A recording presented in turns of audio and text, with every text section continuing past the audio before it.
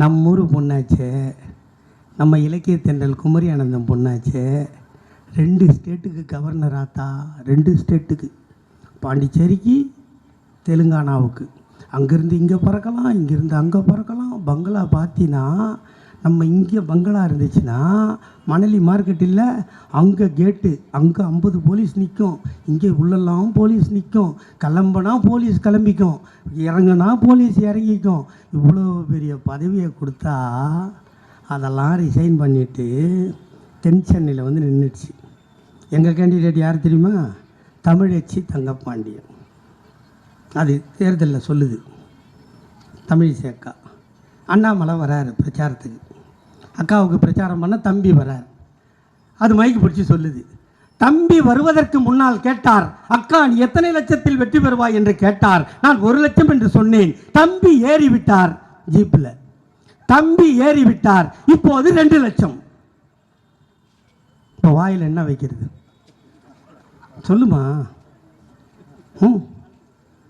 சொல்கிறதுக்கு பேசுறதுக்கு ஒரு நியாயம் அர்த்தம் இருக்கணும்.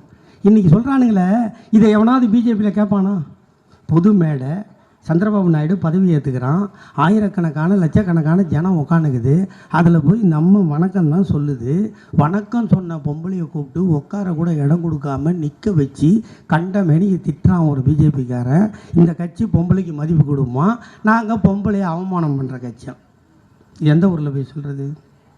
நியாயமா? அது சொல்லுது. இன்னொரு 2 நாளைக்கு முன்னாடி 40 ஜெயிச்சின்னா பிரயோஜனம், 40 காது அருந்த ஊசி.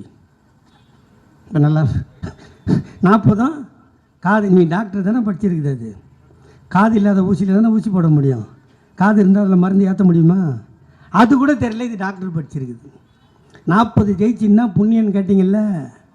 பார்லிமெண்ட்டில் ஜெயிச்சு வந்தார்ல நரேந்திர மோடி.